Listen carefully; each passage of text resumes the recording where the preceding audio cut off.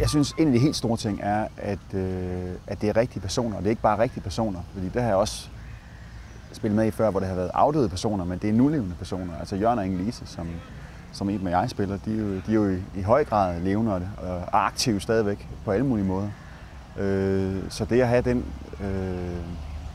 skal man kalde det troskab, eller hvad skal man kalde det, være respekt over for dem. Kontakt og inspiration fra levende mennesker, kan rent faktisk gå hen og spørge Inge-Lise, jamen, sagde I Saab eller Sab, eller hvad siger man i Skive? Og, ja, det er sådan en lille sprogting, men også alle mulige andre ting. Hvad havde du på der, og hvordan gjorde I, når I gjorde ham klar? Og havde I noget bestemt med tarok? Nussede I på mulen? Og 2 hænder og knuppen fri, når man spænder for og sådan noget, ikke? Ja, sådan nogle små tricks, hun lærer mig, som er hestekyndige tricks, som jeg jo ikke kender, når jeg ikke er vant til at spænde en travhest for en sulky.